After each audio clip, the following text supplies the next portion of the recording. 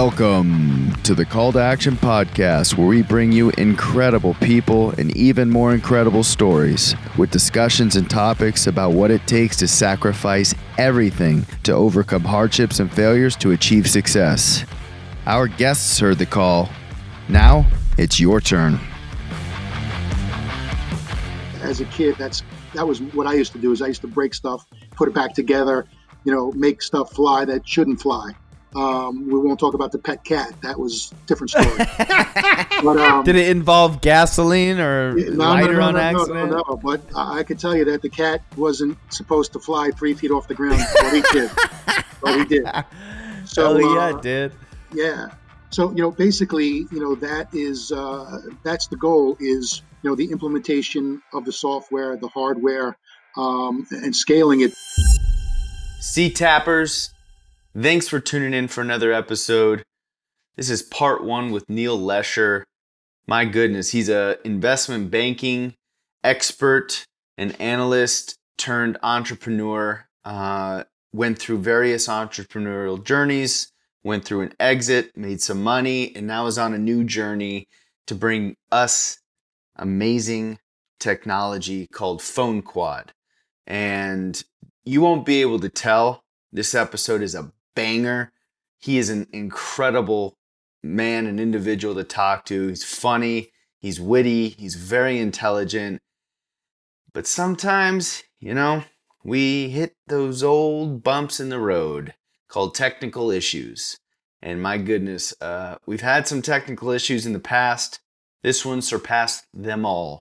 Literally thought, might as well just jump off the cliff and just end my podcasting career because it was so clunky. We had the camera fail. We had the platform we were using took a dump a couple times. But you know what? Just like we've heard from our previous guests, and you'll hear in this one, perseverance and endurance and the will to finish the job is all you need sometimes. And that's what we did here. I'm sure you'll get a kick out of this one.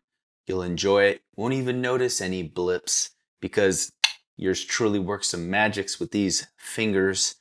But Neil, thank you so much for coming on the show, providing so much value to our community. And we hope even in a small way, we can return the favor and help spread the word of PhoneQuad and what your journey is and who you are. And we thank you from the bottom of our heart. Part 1, Neil Lesher, lock and loaded. Let's go. Our next guest is the founder and CEO of LeshTronix Drone Systems, a UAV drone technology company based out of Westchester, New York, who are developing the first hovering smartphone case called PhoneQuad. PhoneQuad is a hands-free way of communication, taking pictures and videos using its compact, durable, and foldable drone phone case. The Selfie Stick is soon to be a blip in the past. Hashtag Selfie Stick sucks. Aside from currently inventing one of the coolest ways for IG models to get that perfect booty shot or simply capture a special family vacation photo, he's a serial entrepreneur, having developed and sold multiple retail businesses and has decades of IT experience in the investment banking sector.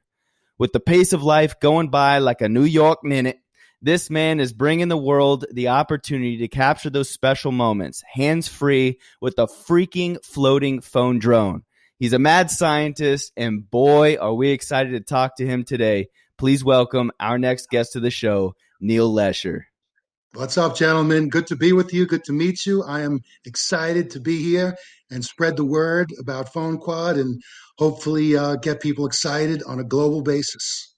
Hey man, there's no doubt about that. Looking through your product and what you sent us on your website and even some of the documentation you guys have put around it is really impressive. Oh, yeah. But by the way, hashtag Selfie Stick sucks. We're phrasing that, so we don't want to see a T-shirt next week, Neil. On sale is your best seller. With that on, let's do a little rev share deal. COVID's a little tough. You guys get a royalty. You guys get $1 a unit. All right, I'm down. That's done. We'll send the contract over afterwards. There you go. So before we jump into PhoneQuad and just that crazy story and hear about how you got into inventing and all of the good stuff, we're going to put you through a warm-up first, kind of like what athletes do before a big show, the big game. All right. We're going to put Let's you go. through a prefrontal cortex warm-up through the brain freeze frenzy, random wild array of questions, rapid fire. Are you ready? Ready to rock. Let's do it. Number one, what's the greatest invention that you think is the greatest invention in the last 5 to 10 years, other than PhoneQuad, of course? There's a rough one. There's a lot out there. There's a lot of, network engineering. There's a lot of physics. There's a lot of folks in my field as well as, other areas of networks and how, let's say the global markets connect to global investment banks and what people do with data and how data is stored and what Amazon is doing and, cloud technology and AI. I honestly, I can't put my finger on one specific platform or company. There's incredible things going on in biotechnology, in artificial intelligence, in unmanned aerial vehicle technology. So I can tell you something that I thought of that I did not act upon back in the day. That'll freak you out a little bit. Let's hear it. Um, Okay. I probably 1986, 87. I'm 16, 17 years old.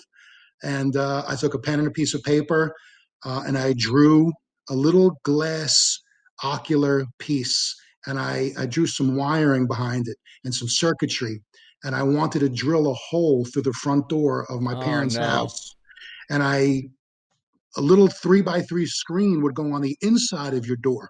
So the outside magnetic and magnifying ocular piece would fit to this 3x3 digital screen on the inside of your house. So you'd have a video doorbell so that you'd Hey. be able to see. So your parents, and when you were walking by, you know who's coming up to the front door. So Oh, I man. drew it, I documented it. And at 16, you know, I wasn't as focused as I am, pushed a few decades later. Um, so I never did anything about it. And an inventor and an innovator who I have a lot of respect for, Jamie Siminoff, who was on Shark Tank, Yes. um, Ring. knocked the cover off the ball. None of the Sharks liked it. They didn't believe in it. He stepped off the screen, and the exposure was amazing. And Richard Branson stepped in. I believe Shaq stepped in. Amazon Mm-hmm. bought it for $1 billion. So, sometimes things cross your path and you either grab it or you don't. And, you either steer the path or the path steers you. Yeah. So, And Ring is right here on Silicon Beach too. We know them very well. yeah. In fact, because they're right here on Silicon Beach and we have some existing relationships out there, we were able to get our hands on an early prototype. So we kind of had like the V1. It lasted a couple Oh, yeah. months before it overheated itself, but we still have one. Yeah. It's incredible. It's our like number I have it three. in my house. I have it in my house, Yeah. Great absolutely. technology. It's It's a amazing. decent hardware. It's not the best, but the software makes up for a lot of the issues that I think the hardware deficits are. So Sure. I think that's where they put their money, because at the end of the day, the end user is typically just your average household. They're not super high tech hardware nerds. So if it works and it's good enough and it does the job, then it's good. But yeah, their software is amazing, man. It's Amazing. And as they beautiful. upgrade, they'll be able to push it. They'll be able to push the software to the planet. It's like Yeah. if you're an engineer and you need to push software to a desktop and you have 100 people that are on the receiving end of some kind of major upgrade, it's a similar scenario. I mean, and that's something I'm focused on as well. So, they have an amazing platform, super successful. They have an outstanding distribution model. Amazon stepped in, did their thing, and it's another platform that helped change the world, add a level of security to your family, and it works. It makes sense. It's economical. And like you say, it's all about the software and obviously the stability of the Wi-Fi in your home and the surrounding area. And, Hmm. it connects you to your neighbors. So if anything funky is going around in the neighborhood, everybody can let you know what's going on. And so there's a lot of functionality in a small package. That's what makes it is so successful. I have a feeling Absolutely. you're baking that into your own invention as well, and we'll get to that in just a sec. Neil, what is your morning routine? So here's what's interesting about Neil. Um, I don't really sleep. I'm just one of those guys that I am super wired naturally. Wow. I'm up, my wife and my kids are sleeping at 10:30, 11 o'clock at night. And that's kind of when the creativity kicks in. I'm downstairs, I'm on my PC, I'm at the drawing board, I'm working graphics, I'm working website, I'm networking. I'm thinking about not just what I have now, not just Gen 1, but I'm thinking about, I love the Apple model where we have a pipeline of Yes. products, and every 2 years we have Gen 2, we have Gen 3, we have Gen 4, and how we upgrade software and functionality, and how we, become the epitome of that crossroad of hardware and software. So, I really don't sleep. I might pass out at 4 in the morning. I'm up at 6, and at 6 in the Wow. morning, my body feels like it's 3 in the afternoon. So Wow. I'm just like that. 5 scrambled eggs, a bagel, four cookies, cup of coffee, and an orange juice, and I'm good for the day. Hey, Mr. New York. That's Yeah, it. exactly. Those New That's York it. bagels, baby. There's nothing like them. But Nothing like hey, it. you and me are Greatest. quite the same, man. Well, I love to sleep. It's just hard, kind of with the schedule lately. Actually, which is odd. But like last night, man, I didn't sleep 1 hour. I laid in bed for 3 hours, looking up at the ceiling, and I was like, well, this is a fucking waste of time. And I finally just got myself up, made a cup of Joe, and tried to be as quiet as possible, and got a lot of work done, man. And then I Yeah. realized the sun was up, and I was like, damn, all right, I like this. Yeah. Once in a Uh, while, yeah. all Three, nighter, but three in the morning. I will pour an inch of scotch, and yes, sir. that'll sit next to the PC, and chomping away, trying to figure out next step, next stage, next phase. How I spread the word, and get to a point where I have a rock solid manufacturable model. Mm-hmm. And I'm real lucky that I have a phenomenal relationship with some super brilliant aerospace engineers that have all my specs, my blueprints. They understand, the software strategy, why that's so important, and what we're going to do to really change the world. Because the way I'm looking at this is nothing has come along since the you know launch and birth of the smartphone that actually changes the way people communicate with one of the most successful pieces of electronics that's ever come our way in our Mm-hmm. lifetime. So I'm super excited about that. Amazing. So rapid fire. What's your favorite one? Let's see what it is. The New York skinny or the Chicago deep dish? What are you going with? New York skinny. I'm purebred Woo. Manhattan, I'm New trying to York City. get, my goal is to get at least one New Yorker in my lifetime to admit that Chicago deep dish is It's better, never going to but happen. I it's love never going to Chicago happen. deep dish. Don't get me wrong. It's good Okay. All right. stuff. Hey, There's no I'll take question. it. It kicks ass. But, But, but but, it's built into my DNA. My, yeah, I my get old it. man grew up in Queens. My mother's from Brooklyn. Okay. So once you have a bite of That what we link, call the real deal, that Yep. link is that's it. strong. It's Okay. strong. Yeah, and the Hey, It's water. strong. I respect. You just can't get that taste without the water. No, no, exactly. Exactly. All right, next question, Neil. Who's your favorite entrepreneur and why? So, I mean, another difficult question. That's kind of like asking me which kid I love the most. Um, Just got you to know, choose, but Neil, just got to choose. Pick one. got to choose. So, I've read as a much younger guy, not that I'm an old man, I'm pushing 50, but Hey, you got a lot of years, man. I got I got You're in some the ways to prime of go. your life right now. I believe it. I feel it. Mm-hmm. I've actually, as a much younger guy, for whatever reason, I did a lot of reading about Ray Kroc, and how he obviously Mm, was the gentleman who took McDonald's from the side road stand to this right. global phenomenon, and he was a salesman. And I see myself to some degree as a salesman as well.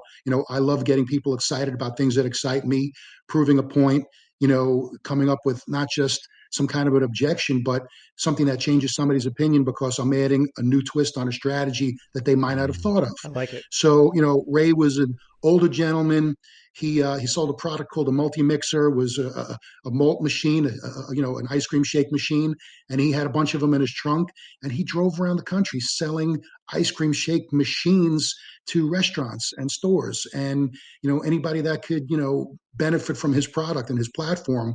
And he walked into this little roadside hamburger place, and he introduced himself to the McDonald brothers, and he sat down after he Beautiful sold them the story. multi-mixer, and he was amazed at their system, at their strategy, what people were so in awe about: the quality of the product, the price.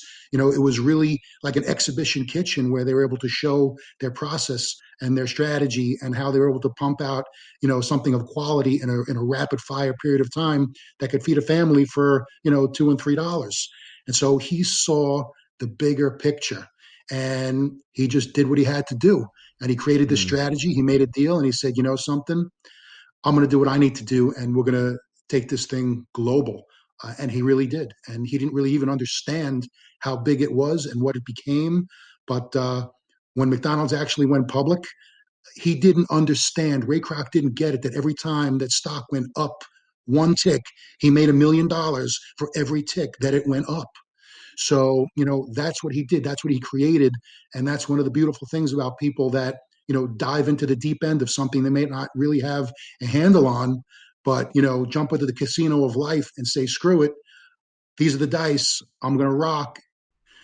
And that's it. Let's jump. Is McDonald's So, also your favorite startup story? That's definitely one of my favorite startup stories. It really is. I read Napoleon Hill's books as again as a younger guy, and all about being motivated and how to take fear and kind of keep it at bay, and look at the world where there's this giant glass wall, and you're looking at this glass wall and you can't jump over it, you can't run around it, and you don't have the strength to break through it. But everything that you want, everything that you desire, you can see it, it's tangible, and you need to figure out how you tunnel through. And those are the stories that I live for, and those are the stories that I want to create. In 100 years from now, when my family is sitting at the Thanksgiving table, after dinner, I want them to get up, walk down the marble hallway, go into the library, stare at that oil painting on the wall. The oil painting I'm talking about, where I'm sitting in a chair and my wife is standing behind me. Oh yeah. And just give me a minute of thanks, because some of the reason their sorry asses are there. Right? And then Exactly. go back to the table. Go back to the table, have dessert, and forget about me until the following year. Forget about it. Forget it. It's all about generational wealth and making it happen. Beautiful. So on that journey, the road to success is always a little bumpy. What's the most embarrassing moment so far in your professional journey that you could just almost like laugh at yourself, or it could be professional or non-professional, but keeping on the entrepreneurial journey that we're on right now, let's keep it there if we can. Yeah. So, to be honest with you, if you look at my personal economic path and you take that historically and you do a comparative analysis and overlay it with my EKG, it probably looks similar. Okay. Right? Okay. Interesting. A lot of peaks and valleys. And why is because, I've had this, information technology career in the investment banking sector. And that's allowed me to, support my family and do some good things. And I've left that sector. I left my comfort zone. And sometimes you have to leave your comfort zone if you want to accomplish something on a greater level. Yes. Right. And that's what we'll try to do is let's, if you're scared of flying, get on a plane. That's right. If you don't want to bungee jump, tie your ass up to a mountain Do and it. bungee jump. Theoretically, it doesn't have to be those exact examples, but do something that you wouldn't normally do, because that, unnatural thing could become your comfort zone. And that's where you should have been. Yeah. And you've explored it. So you've done something about it, right? The house is on fire. You're running in. There's no question. So, like a cockroach in a nuclear winter, you're going to survive. You're just going to.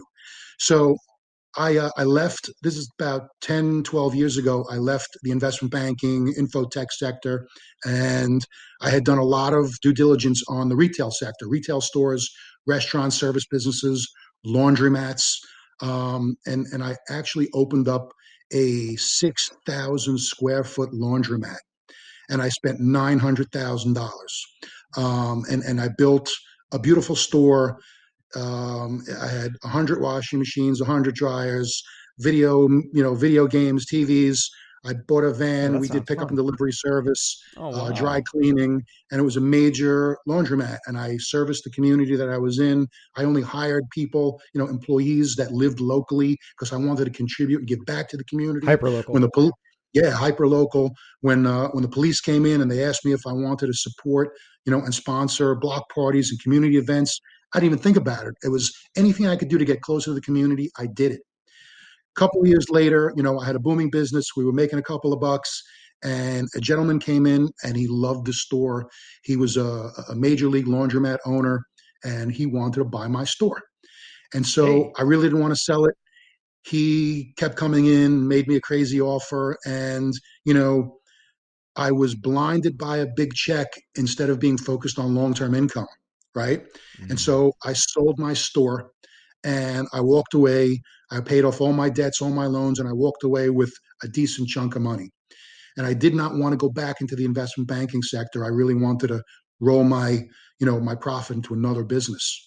And so, I had some background in the restaurant and food service sector, growing up, managing restaurants, bartending as a kid, as a teenager, summer jobs working in restaurants, becoming a manager, knowing purchasing inventory, payroll, food costs, scheduling, all those types of things, and, gotta having know it. strong handle on economics.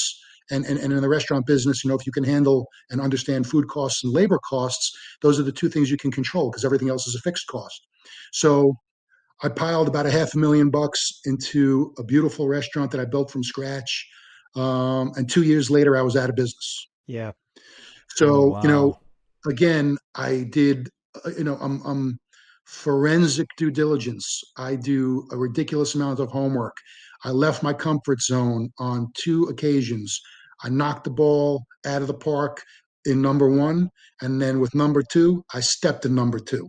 And, a lot of reasons, costs were out of line, labor issues, Restaurants food are tough. cost issues, you know, all kinds of details that are difficult to understand, and when you're in the situation, because I was trying to do it all, and I think Yeah. one of my downfalls is I was a micromanager.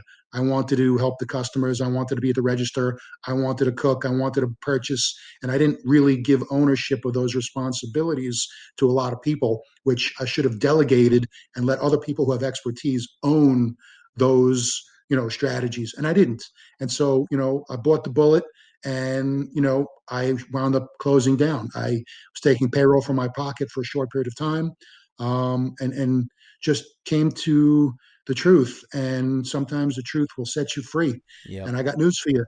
I shut it Amen to down that. and I feel better. And, I'm back to my passion Solid. of what always, kept me pumped and alive, and not just the career, but, electronics and taking things apart, rebuilding them, components, power distribution, understanding engineering and physics, and harnessing the things that I love. And that's what I'm trying to do now. Wow. Welcome back. Clearly it's working and you're onto something massive here. What is one of the great and one of the worst, most shitty pieces of leadership advice that you've ever been given? As a really junior guy, um, you know, I was on a team that really didn't have management. And I'm not sure if it was, a verbal way of somebody saying, try to figure it out on your own. But what you never do is ever put, two rookies together. And Yeah. as much junior guys, we were a bunch of rookies on a startup team at a small technology company that was really wanting to be, an investment bank, a hedge fund, a buy side institution. I had a couple of bucks behind them, and we really didn't have a lot of guidance. and we really didn't have a strategy. And I think just that was one of the issues where we wound up thriving. We wound up doing well. The organization wound up doing well, and things worked out. But it took years, and it took us trying to figure things out on our own. And so it wasn't the verbal guidance; it was the lack of guidance altogether, which Totally. is just a formula for failure. And I have people that report to me, and I've been a manager for a number of years. And when I tell people I really have an open door policy, I tell them I want you to picture that there is no door on my office. Picture the fact that I've taken the door off the hinges and walk in. If something's wrong, if something's going on, we're a team. I might be leading the team, but if you have a problem, I'll take it. It'll become my problem. You'll learn, I'll teach you. You'll never have to worry about it again because you'll have a new scenario that you've had to deal with, and you'll be able to use that experience to better yourself and the team and the strategy and the company and how you become an asset. So, it's all those kinds of details. Except for when they're coming in for vacation time and you send their ass right back out that front door, right? You know what? I got to be honest with you. There's a lot of people, they deserve time off. I have people They that work do. for me, young guys, Amen. young girls. They're brilliant, and Yep. I got to tell you something. They're trying to become an asset. They want to grow, and I never get in anybody's way. Yep. So, if you want to sit at the beach for a week, no sweat. You You've better leave earned your it. phone on. Plan. Yeah, that's true. Yeah. That's true. There you go. Yeah, you've earned that unlimited holiday. There you go. There you go. Absolutely. Absolutely. What sport do you miss the most since the 2020 shit show? So I'm a huge football fan. I am Oh, a man. diehard Jets fan. Believe it or not, So you you and know, Gary V, huh? yeah, you know it. Listen, I got to be honest with you. We are hardcore New Yorkers. Obviously, there's a lot of Giants fans, and I love them and I respect those guys. But the Jets are built into my DNA. My son he's 15. He loves football. He plays football for high school, and Nice. unfortunately, there's no sports because the Earth is not properly rotating on its axis right now. You I know, like that. he's my son's 15. He's 6'1", 200 pounds of Woo! steel, and Woo. you'd rather clothe him than feed him. I can tell you that. All those single ladies out there, we got a hunk for you. He's a good-looking kid, no doubt. Hey No man, doubt. and He's got a lot more hair than I do. if he's got the wits from your brain, oh geez, this guy might Oof. be unstoppable. Deadly combo. Totally. He's awesome. He's awesome. If you could travel to any place right this second, where would it be and why? I honestly, it's not exotic. It's more, emotional. My parents are in Florida. They're 85 years old. COVID has kept them in the house Uh, for months and months and months. My old man's 85. My mother's, 83. And, they're not in great shape in general, but mentally they're kick ass, sharp as a whit. But they're dealing with their own things, and I wish I could physically be there with them, give them a hug, and we do a Yeah. lot of FaceTime, a lot of texting, a lot of phone calls. But obviously, if they needed me, I'd be there in half a second. In a But New York second. in a New York second or less. But we that's obviously and honestly, I should say where I'd be if I could be right this second. It's amazing, man. Well, you skated right through all those difficult little booby traps we tried to set for you, man. You crushed it. Thank you for Thank you. enduring that with us. So let's jump in now. Let's hear about this freaking awesome invention you have, PhoneQuad. Why don't you tell us kind of how the actual idea came to be? And look, we want the real raw thing. So if it's not, you saw some family fumbling and it was your homeboy Joe that was on the pot trying to watch Netflix, just didn't want to, let us know. How did it come to be, man? That's great. That's great. I appreciate it. So a lot of times when you have a passion for something, a lot of things come your way, and sometimes you grab hold of it, sometimes you don't, sometimes you make something of it, and sometimes you think, something, screw it. And then, it just happens to, life just keeps going. And it's interesting because we were just talking about Florida and my folks. And about a year and a half ago, I'm hanging out with my parents, and my dad has really bad arthritis. And he loves to FaceTime with my kids. So when he FaceTimes, he actually, dials the phone with his knuckle. He takes the phone, he leans it up against a pile of books, and, he just can't hold his phone. So I'm staring at him frustrated, and he's frustrated, and I'm thinking to myself, man, how many hundreds of millions of people globally are dealing with the same frustration, that they just can't hold their phone because they have arthritis or neurological issues or Parkinson's, or they're missing fingers, or whatever it may be. And it's not Mm-hmm. just his age bracket or his demographic, but so many. And so I'm thinking to myself, how cool would it be? It just, that light bulb, how cool would it be if the old man could hold his phone as if he was taking a selfie, but let go of his phone, because so it could just stay exactly where it is, hovering in midair, so he could walk away from it and have a hands-free video conversation with anyone, or hands-free pictures or videos or whatever it may be that somebody wants to capture. Why do I need to use a selfie stick? And moving forward, I'm never going to have a stranger handle my phone. If I'm with my family Yeah, at man. the Statue of Liberty or the Eiffel Tower or someplace beautiful in the world, and I want to take a family picture, guess what? I'm not going to be in the picture because I'm the one taking it. Or my wife's not going to Yeah. be in the picture Yeah. because she's the one taking it.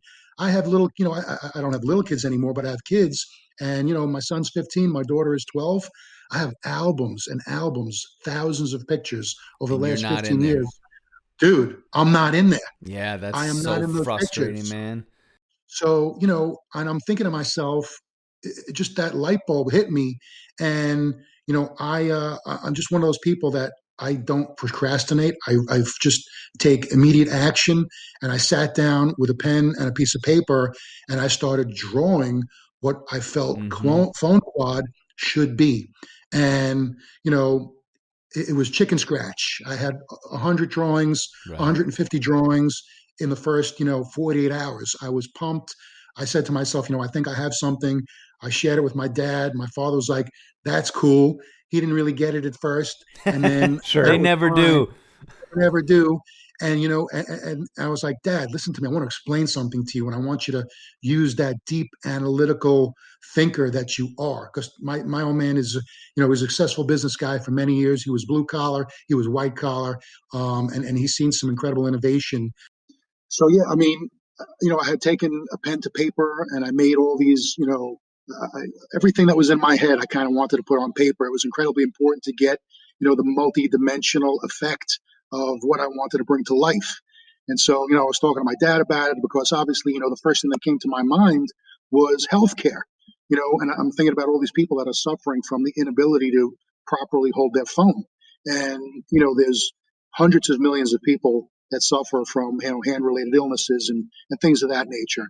And so, as I'm thinking about PhoneQuad and the design and the engineering and the physics, and can it actually be built, you know, I kind of, although healthcare is an incredible use case, I started to realize all the other use cases that are out there, not just, for specific individuals, and definitely not for any one demographic, and coming to the realization that the large global drone manufacturers out there have already saturated, the X Games and outdoors enthusiast demographic with their products. But what they've missed is, I'm selling into the global smartphone user community.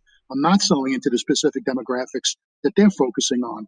Yes. So I have a niche that I think that they've missed.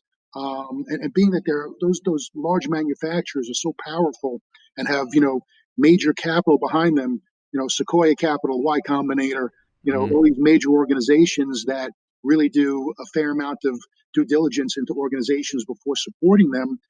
These kinds of companies now have been able to pivot, their drone platforms into commercial applications where, Yeah. Hmm. they'll take this massive drone and they'll send it out to, an Exxon oil rig, and Yep. they'll capture stress fractures, and they'll be able to send that data back to somebody and not risk somebody's life.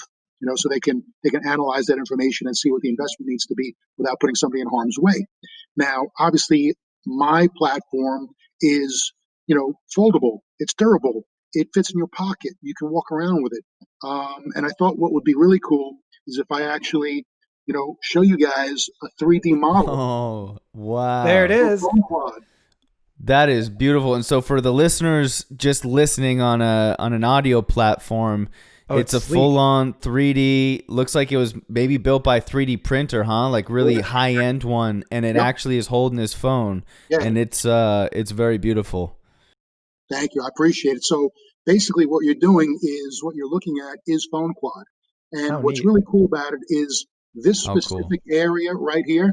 This is called an airframe, right? The airframe we're making somewhat universal. So I'm not focused just on Apple, but it's Apple, Samsung, Android, Google, you have to. anything that runs on Android platform, PhoneQuad is compatible with. So, the idea was the original and basic functionality is that, again, I'm somewhere with my friends, my family, a party, a picnic, I want to take a selfie, and I don't have, a selfie stick, but I do have my PhoneQuad. So problem solved. I have the ability to deploy, open it at eye level. So let's say I'm 6 feet tall and I deploy PhoneQuad at eye level. It's going to stay in that exact spot. PhoneQuad does not fly around. It doesn't move from location to location. Right. It's basically a selfie stick without the stick. And what we've done is we've crossed UAV, drone technology with a phone. So, one of the taglines that I own is drone your phone. That's one of our registered trademarks is drone your phone, because you actually have the ability to instantly, and when I say instantly, epitomize the word instantly, convert your smartphone into a hands-free communication device, hands-free camera, hands-free pics and videos. Now, that's cool, man. Thank you. And I think one of the next levels of things that we're going to be using and doing and promoting and selling into is the fact that right now there are hundreds and hundreds of millions of videos being made and posted to social media platforms, right? So right this second. By the second. Right this second, Google is telling the world that, every day, more than once a day, there are hundreds of millions of videos being uploaded to their servers, right? So when we think about YouTube and Instagram and Snapchat and TikTok, think about what PhoneQuad can do for all the folks out there that are, make their living on social media or just are addicted to social media. So we're taking, the ability to post your pictures and your videos to a whole other level. Now, add COVID into the situation, people are stuck in their homes. You're in your apartment, you're in your house, you're a YouTuber, you're a TikToker, you live on Instagram, you live on Snapchat. I want to make a quick video. I don't want to hold my phone. I can place my phone somewhere in my room and capture everything I'm doing, and and make that process so much more fun, so much easier. And it's just we're really disrupting the way people actually and physically hold and handle smart devices. So to add on top of that, one of the things that I've done, and it's also under provisional patent protection, is I've scaled the PhoneQuad exoskeleton to a larger size that fits tablets or iPads, tablets of different kinds. So now you have, what looks like the PhoneQuad, but it can actually hover and carry an iPad or a tablet. And although that really does fit well into the consumer sector, I'm really picturing, that type of scaled up model to be able to hover around, an Amazon fulfillment center or a warehouse, or if I'm in my office and I'm in a warehouse that's 500,000 square feet, or a manufacturing facility, a Ford facility, a Tesla facility, and I need to find a specific individual, and I don't have time to go get in a golf cart and drive around the factory, I can deploy my iPad or my tablet, and my iPad or my tablet have the scaled up PhoneQuad model, can I go locate a specific individual, and when they find that person, they can, you can have a face-to-face conversation Right. without physically being there. And the most successful ideas, the ones that are the easiest path to success, are often those common sense ideas, the ones that really solve like an actual real world problem. And I can see that you're doing this here. You don't even almost have to sell it. It's just, it makes, it's pretty obvious what one can do with it, hands-free cellular device. Hey, we're curious. Ben and I have had all kinds of really neat dialogue. We've got some ideas for you, and we've got a lot of juices flowing before this. How many phones have been destroyed in the making of for all the prototypes? Because surely, like, it didn't fly the first time. So honestly, what I did was this is probably my 10th 3D model, and what I've done is I have purchased multiple larger drones, that are, let's say, for the sake of the conversation, like a racing drone, where it has a lot of speed, it's got a lot of power, and it's got some lift capability.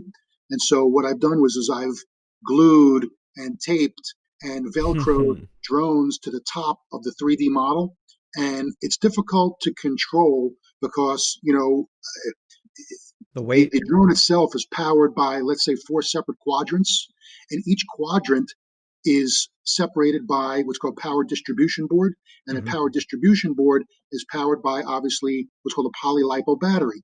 So you have a power source, you have, let's call it a router, right? The power distribution is somewhat of a router. So instead of taking data and distributing it to different systems, it's taking current, it's taking, power from a battery, and it's evenly distributing it to motors that are consuming that electrical current, right? And if it doesn't consume it evenly, you have something that becomes the wobbly goblin, right? It doesn't have stability. And so we've added that stability, we've added proper power distribution, but what I don't yet really have is a true manufacturable working model. I've made it hover. I know it can work. I've had, 15 of these already, and this I use for presentations, and to show off. And it's really the wow factor because it can fold and obviously can fit in your pocket. And just to add, one of the I think more powerful pieces of the overall application is once it's deployed and it's hovering in front of you, and I walk 10 feet or 15 feet away. This is kind of where the software comes into place, where I have my AirPods in. We're going to be writing software and creating an app so I can use voice commands to control it via Bluetooth. It's a great idea. Okay. So like the follow me technology, but voice, huh? Yeah. So basically, at this size, at this scale in Gen 1, we're not yet going to be implementing follow me capability because that would you mean don't need it. No, we don't really need it in Gen 1, but we see it as a possibility, somewhere down the line. But for me, I definitely have a hardware application, but the software is a key component. Number one, because, it's proprietary. What we're writing is undoubtedly a proprietary piece. And number two, as we upgrade software, in Gen 2, Gen 3, and you're an app owner, we'll be able to push that software to you. So, you might not be able, you might not have to upgrade hardware, but your software upgrades and, what we can do and functionality and things of that nature. So again, That's if I'm with awesome, my family and I have my AirPods in, I can say, take pic, zoom in, zoom out, take video, dial mom, all those great things and leverage Siri via Bluetooth. Yeah, and that is the future. So where are you guys currently in your life cycle? Are you guys fun? So it sounds like you guys are kind of bootstrapping this from your own pockets right now to kind of get the POC, proof of concept, dialed in. And then are your goals to raise money in the near future, or are you just going to try and see if you can get some organic growth? So right now, I'm lucky. I have a really great relationship with some brilliant aerospace engineers. They are a company called Xcraft. So it's xcraft.io. These guys, their specific mission in life, they're crazy guys like I am. They just love things that fly. They want to break a toy helicopter and shove the rotors and blades into the roof of a toy car and make a flying car, you know, out of something else. And, we can get into that also. But, as a kid, that was what I used to do. Is I used to break stuff, put it back together, make stuff fly that shouldn't fly. We won't talk about the pet cat. That was a different story.